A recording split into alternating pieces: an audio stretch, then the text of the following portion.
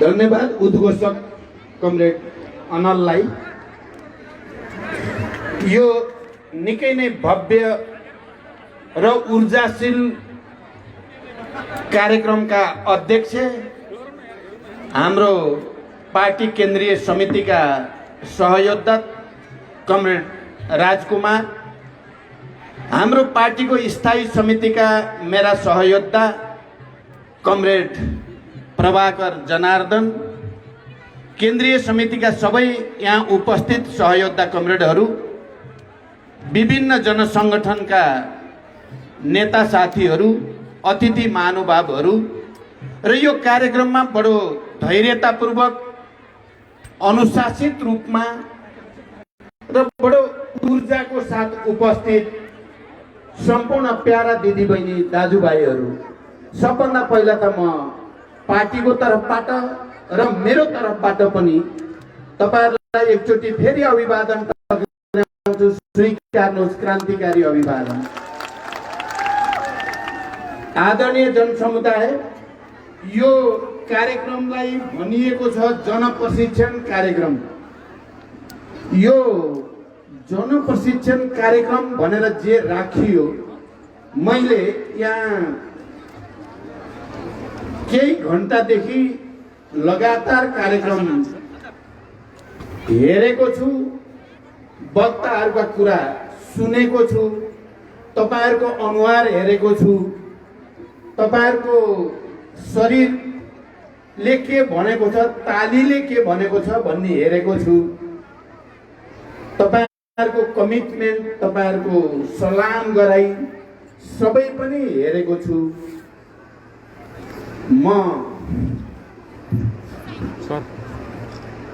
मैले के महसुस गरेँ भने यो तपाईहरुलाई प्रशिक्षण, यो नेताहरूलाई प्रशिक्षण दिन आयोजित कार्यक्रम हो।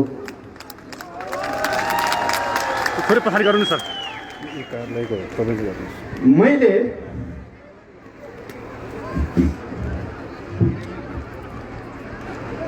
रुकुमेली जनताको तर्फबाट, रुकुमका कलाकारहरूको तर्फबाट, रुकुमका कार्यकर्ताहरूको तर्फबाट र रुकुमका सबै श्रमजीवीहरूको तर्फबाट प्रशिक्षण पाएँ। म तपाईहरुले दिएको प्रशिक्षणलाई देशभरि सम्प्रेषण गर्ने प्रतिबद्धता व्यक्त गर्न चाहन्छु र म यो जनप्रशिक्षण कार्यक्रम आयोजना गरेर यहाँ थुप्रै नेता कार्यकर्ताहरूलाई उपस्थित गराएर मलाई समेत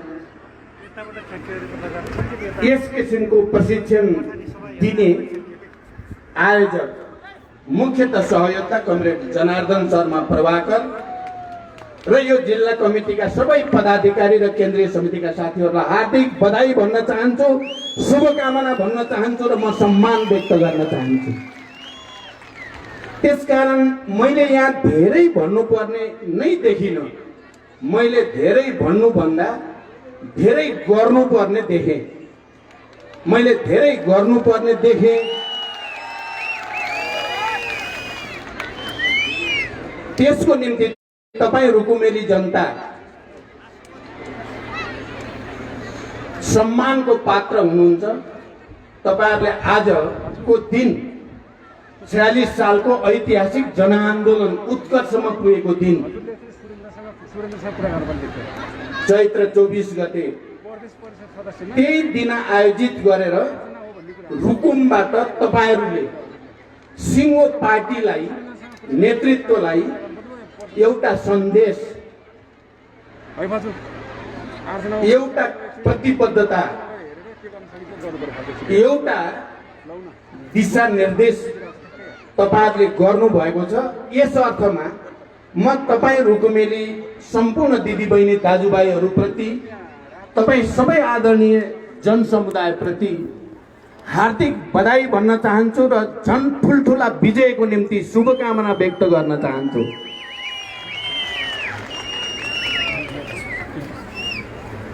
आज बिहान काठमाडौँमा अलि धेरै नै तुवालो लागेको थियो र नेपालगञ्जमा पनि म चाहिँ यो कार्यक्रममा आउन नपाउने भएँ क्यारे भन्ने लाग्यो, किनकि 8 बजे जाने भनेको जहाज, हवाई जहाज 11:30 बजेतिर मात्रै उड्ने भयो। झन्डै 3.5 घन्टा त्यहाँ लेट भयो।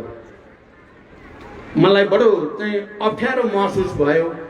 अनि नेपालगञ्ज आइपुग्यो, जे भयो नि 11:30 बजे चढेर 12 बजे नेपालगञ्ज आयौँ। फेरि नेपालगञ्ज आउँदा पनि त्यहाँ जहाज रहेनछ, मुगुमा छ अरे, यता पनि तुवालै लागेको छ अरे भने जस्तो समाचार पाइयो र 1 घन्टा नेपालगञ्ज एयरपोर्टमा कुर्नु पर्ने जस्तो समाचार आयो। मलाई बडो अप्ठ्यारो महसुस भयो। तर अन्तत फेरि जहाज आयो र म यहाँ आइपुगेँ। यहाँ आउँदा तुवालो सबै फाटेको रहेछ, घाम लागिरहेको रहेछ, पुरै उज्यालो भएको रहेछ। मलाई लाग्यो रुकुमी जनताको भावना र चेतनाले जित्यो, तुवालो हटाइदियो भन्ने मलाई महसुस भएको छ। यस अर्थमा पनि म तपाईहरुलाई विशेष रूपले धन्यवाद भन्न चाहन्छु। तपाईहरुसँग भेट गर्ने अवसर जुट्यो, तपाईहरुलाई हेर्ने अवसर मैले प्राप्त गरेँ, तपाईहरुबाट ऊर्जा शक्ति प्राप्त भएको मैले महसुस गरेको छु। तपाईहरुको अगाडि 2 घन्टा बसेर तपाईहरुको अनुहार हेर्दै गर्दा, तपाईहरुको भाव भङ्गीमा हेर्दै गर्दा, तपाईका ताली र लाल सलाम हेर्दै गर्दा, यहाँ वक्ताका कुरा सुन्दै गर्दा, कलाकारहरूका प्रस्तुति हेर्दै गर्दा एउटा हुन्छ ट्रान्समिसन भन्ने क्या, बिजुली ट्रान्समिट गर्ने, एक ठाउँबाट अर्को ठाउँमा सञ्चार गर्ने ट्रान्समिसन लाइन भने जस्तै तपाईहरुबाट ऊर्जा विद्युत चाहिँ म भित्र ट्रान्समिट भयो। म अहिले धेरै शक्तिशाली ऊर्जा सहित काठमाडौँ फर्कने ठाउँमा पुगेँ भन्ने मैले महसुस गरेको छु। यो ठुलो उपलब्धि हो। अब मैले तपाईहरुलाई के प्रशिक्षण दिने, तपाईहरुले यत्रो तागत मलाई भरेर पठाउँदै हुनुहुन्छ, म प्रशिक्षित भएँ। अब आज चैत्र 24 गते मेरो लागि यो दिन विशेष महत्त्व किन पनि छ भने 46 सालको ऐतिहासिक जनआन्दोलन भन्दा अगाडि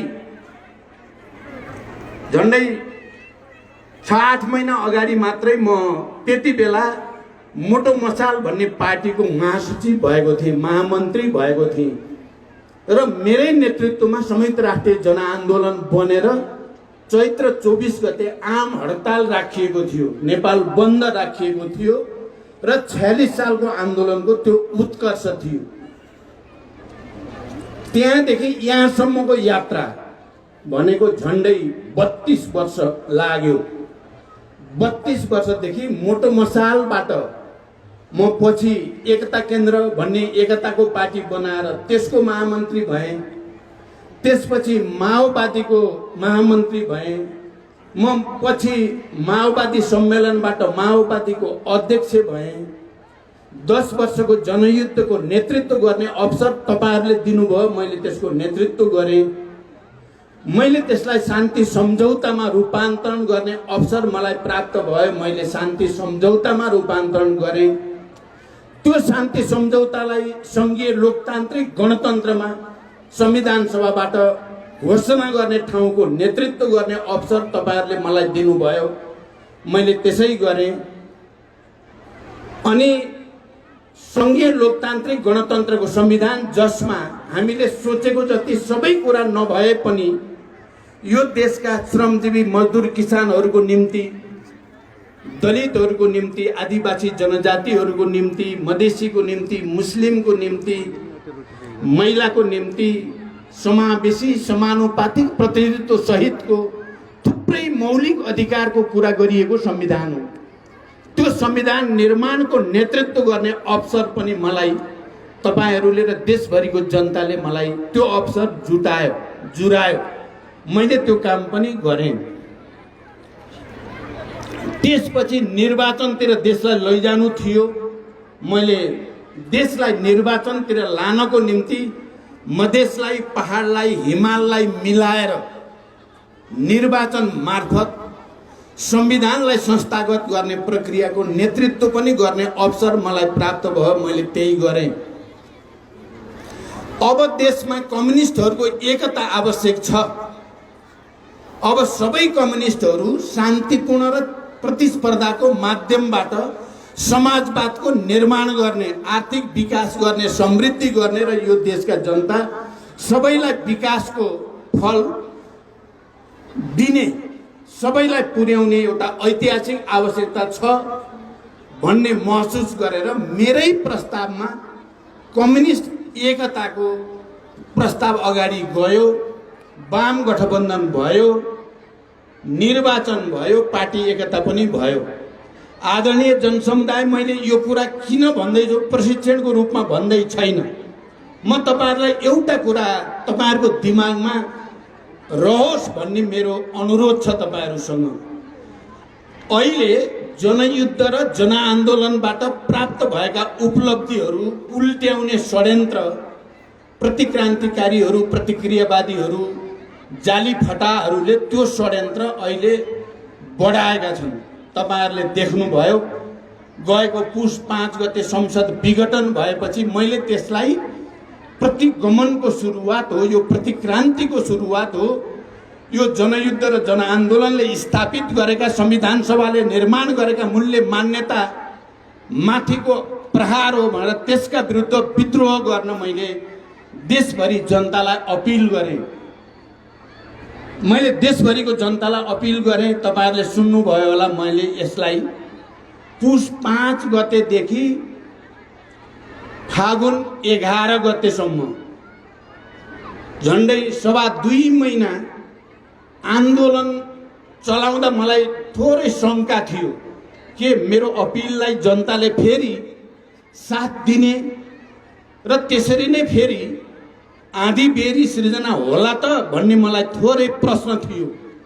तर व्यवहारमा मैले के देखेँ भने देशभरि जाँदा विराटनगरदेखि बुटोल हुँदै धनगढीसम्म, काठमाडौँ, पोखरा र सबैतिर जनकपुरसम्म देशभरि जाँदा मैले के देखेँ भने जनता प्रतिगमनका विरुद्ध, प्रतिक्रान्तिका विरुद्ध हाम्रो पार्टीलाई र नेतृत्वलाई साथ दिन तयार छ। जनताको आन्दोलनको बलमा नै संसद अथवा प्रतिनिधि सभा पुनर्स्थापित भयो, संविधान बच्यो। तर षड्यन्त्र रोकिएको छैन। अहिले पनि जनयुद्धका उपलब्धिमाथि प्रहार गर्ने षड्यन्त्र अहिले पनि जारी छ। अहिले पनि त्यो जारी छ। आज म तपाईहरुको बीचमा छु, रुकुममा। यो मञ्चमा म सायद 13 वर्षपछि यसरी तपाईहरुको अगाडि उभिएर आफ्नो कुरा केही भन्दैछु। म यही भन्दैछु कि चैत्र 24 गतेको ऐतिहासिक विद्रोहको दिनको सन्देश, जनयुद्ध र जनआन्दोलनले स्थापित गरेको संघीय लोकतान्त्रिक गणतन्त्र र समाजवाद उन्मुख संविधान खतरामा छ। त्यसमाथि देशभित्र बाहिरबाट अनेक खालका षड्यन्त्र प्रपञ्च भइराखेका छन्।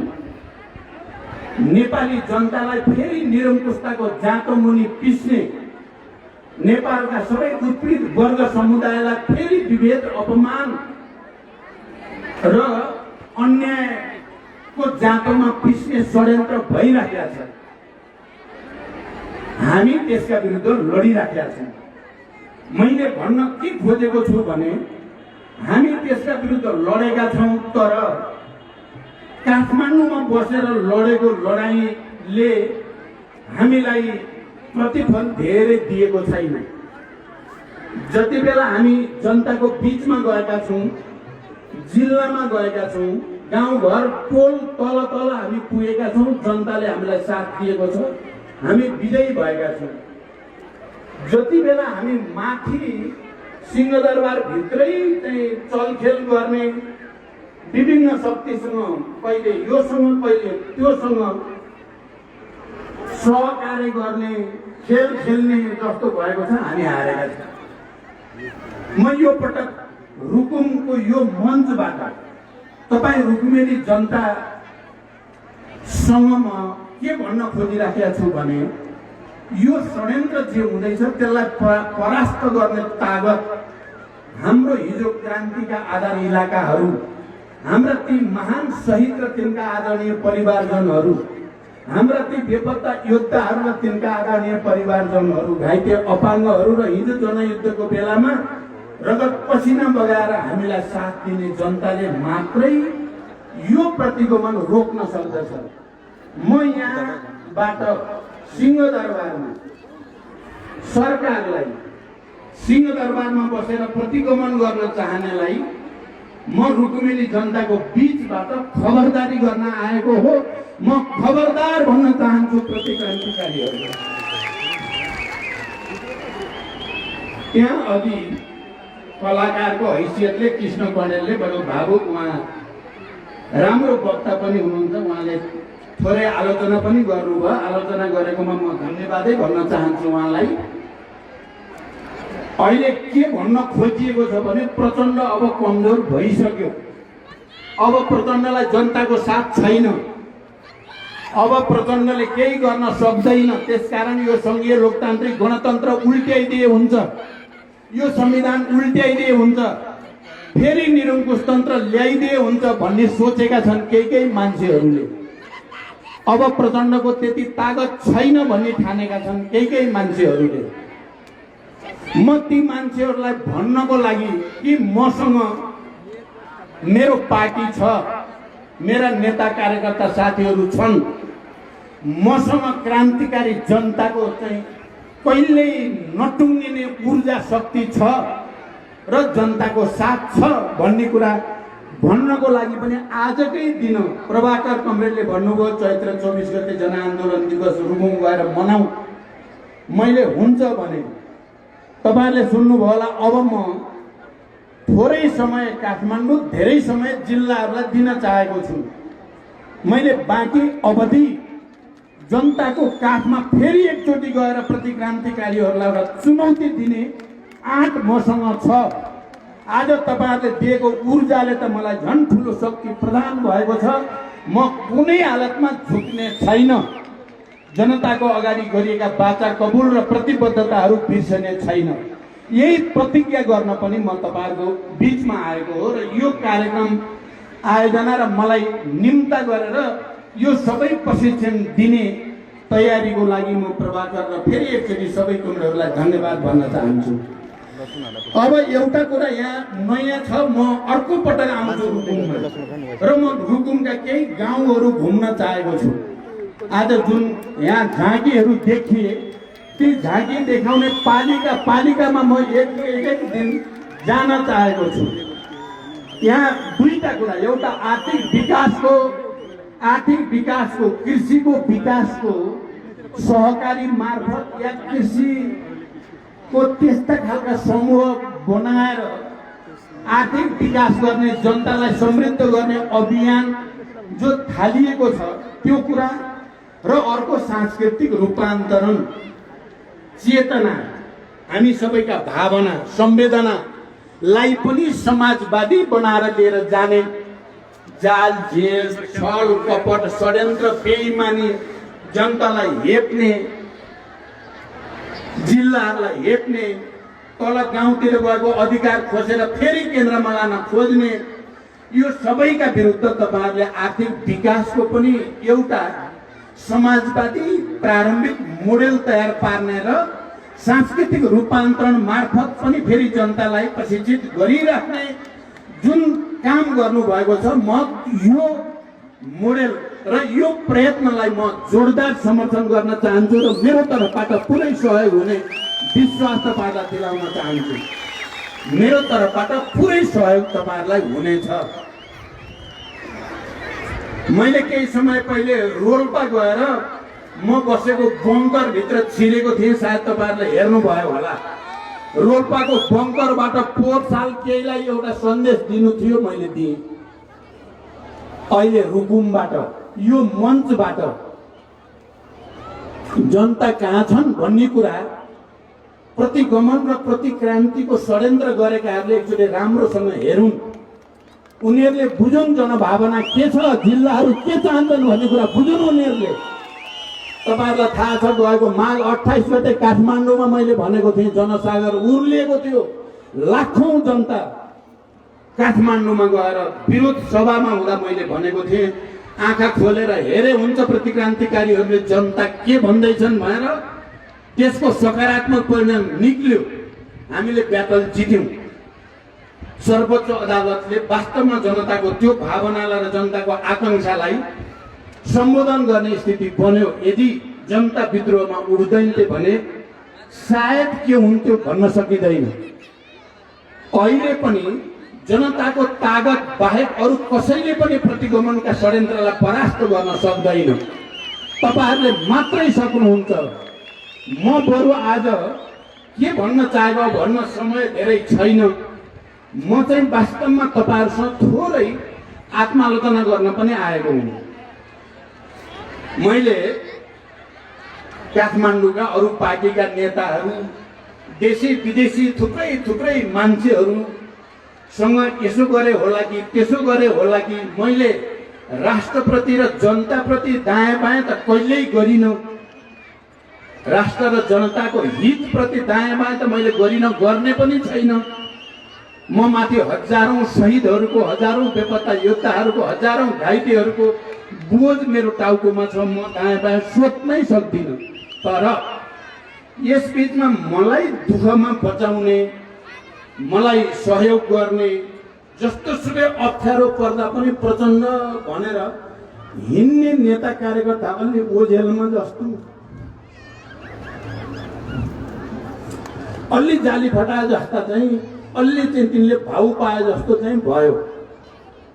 तपाईहरुले देख्नुभयो मैले पार्टी विभाजन गरेर गए पनि पछि आएर गल्ती भयो कमरेड भन्नेलाई मैले बडो उदारतापूर्वक पार्टीको माथिल्लो तहमा जिम्मा दिएँ।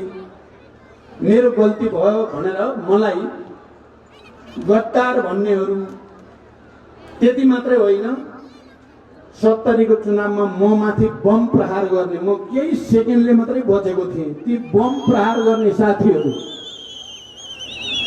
मैले गृहमन्त्री बनाएँ। सायद मैले गल्ती गरेँ। संगठन जनतामा प्रभाव केही पनि नभएको मान्छेलाई लगेर स्थायी समितिमा राखिदिएँ। ती बिकाउ माल साबित भयो। सायद मैले गल्ती गरेँ। मैले तपाईहरुलाई नै अगाडि बढाइराख्नु पर्थ्यो।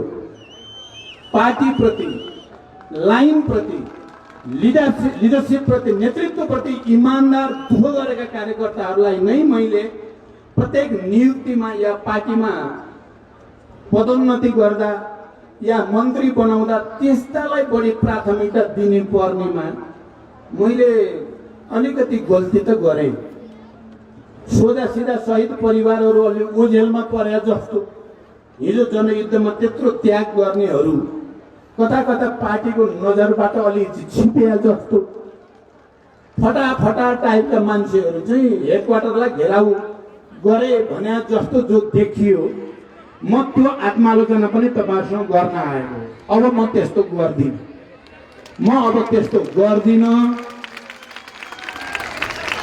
म हिजो युद्ध र आन्दोलनमा इमानदारीका साथ लागेका जनता र कार्यकर्तालाई नै अगाडि बढाउने संकल्प गर्न चाहन्छु। म यो संकल्प गर्न पनि तपाईहरुको अगाडि उपस्थित भएको हो। अहिले अब देश अलिकति अप्ठ्यारोमा लान त प्रतिक्रियावादीले खोजेका छन्, तर हामी लडेका छौँ। तपाईहरुले ग्राउन्डबाट र हामीले नेतृत्वबाट मिलेर लड्दा चाहिँ प्रतिक्रियावादीहरू असफल हुन्छन्। अहिले प्रधानमन्त्रीले जसरी धोका दिए, प्रधानमन्त्रीलाई मैले भनेको छु बाजी तिमीले हारि नै सक्यौ। जति बेला तिमी प्रतिक्रान्तिको बाटो पक्ड्यौ, प्रतिगमनको बाटो पक्ड्यौ, जनतालाई छोड्यौ, राष्ट्रको हितलाई छोड्यौ, तिमीले हार्यौ, तिमी हारिसक्यौ। म फेरि जनताको काखमा, जनतासँग सडकमा आइपुगेको छु। मैले जितेँ भनेको छु मैले, किनकि जो जनतासँग हुन्छ त्यसले जित्छ, जसले जनतालाई छोड्छ त्यसले हार्छ। त्यो स्थिति अहिले पनि छ र हामी प्रतिगमनकारीहरूलाई परास्त गर्ने लडाईँ लडिराखेका छौँ। मैले 28 गतेको सभालाई सम्बोधन गर्दै गर्दा त्यसपछि सार्वजनिक समारोह भने अर्को जनयुद्ध हो यो। अहिले हतियार उठेको चाहिँ होइन, एकले अर्कालाई मार्ने युद्ध त होइन यो, तर फेरि पनि यो नयाँ प्रकारको जनयुद्ध नै हो। प्रतिक्रियावादी वर्गका विरुद्ध, उनीहरूका षड्यन्त्रका विरुद्ध जनतालाई आन्दोलित र विद्रोही बनाएर शान्तिपूर्ण ढङ्गले लानु पनि विद्रोह नै हो, युद्ध नै हो। हामीले तपाईहरुलाई मैले उहिले धेरै भन्ने गर्थे, माओले भनेको कुरा, राजनीति भनेको रक्तपातहीन युद्ध हो, युद्ध भनेको रक्तपातपूर्ण राजनीति हो। त्यसकारण अहिले प्रतिगमनका विरुद्ध जो लडाईँ हामी लडिरहेका छौँ, रक्तपात त छैन, हामी हिंसामा जान चाहेका पनि छैनौँ, तर क्रान्ति चाहिँ फेरि जनता व्यापक रूपमा सडकमा आउँदा क्रान्ति सफल हुन्छ। त्यसकारण प्रतिक्रान्तिका विरुद्ध क्रान्तिलाई अगाडि बढाउने नयाँ जनयुद्धको सुरुवात भनेको थिएँ मैले। अहिले पनि हामी त्यही प्रक्रियामा छौँ।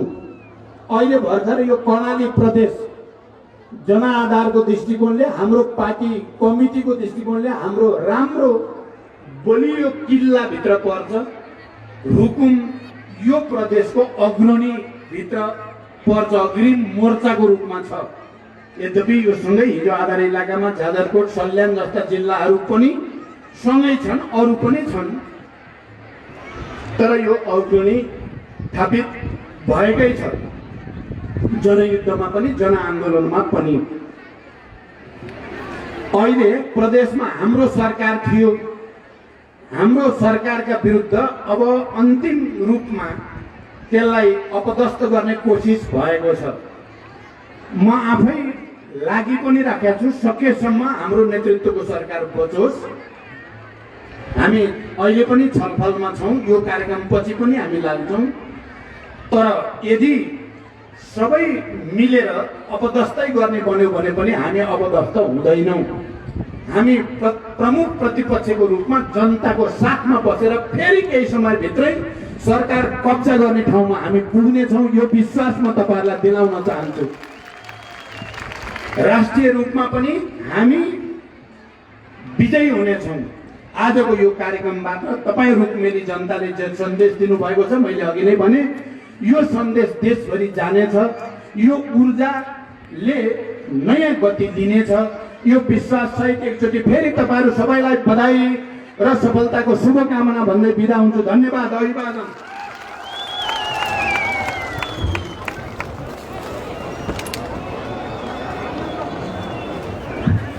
फेरि एकचोटि हार्दिक